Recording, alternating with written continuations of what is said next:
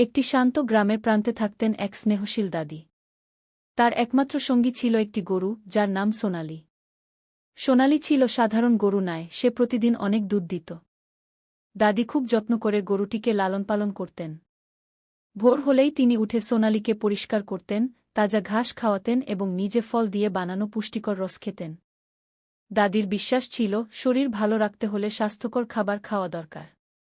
তিনি বলতেন, আমি ভালো থাকলে আমার গরুটাও ভালো থাকবে। কুফলের রস খেয়ে শক্তি নিয়ে তিনি প্রতিদিন সোনালির দুধ দহন করতেন। দুধ ছিল ঘন ও সুস্বাদু, তাই গ্রামের সবাই সেই দুধ কিনতে চাইত। প্রতিদিন দুধ বিক্রি করে দাদি সামান্য করে টাকা জমাতে লাগলেন। তিনি অপচয় করতেন না, সৎ পথে পরিশ্রম করে এগিয়ে যেতে চাইতেন।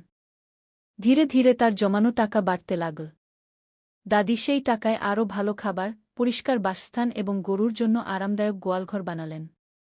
সময়ের সাথে সাথে সোনালির দুধের চাহিদা আরও বেড়ে গেল। শহর থেকেও লোক এসে দুধ নিতে শুরু করল।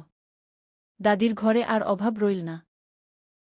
একসময় যিনি সাধারণ জীবন যাপন করতেন, সেই দাদি ধীরে ধীরে গ্রামের একজন ধনী ও সম্মানিত মানুষে পরিণত হলেন।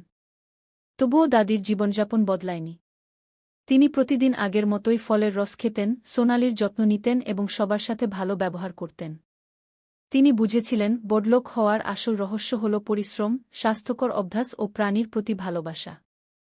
দাদি ও সোনালির এই কাহিনী গ্রামবাসীদের শিখিয়েছিল, সততা, যত্ন আর ধৈর্য থাকলে সাধারণ জীবন থেকেও বড় সফলতা অর্জন করা যায়।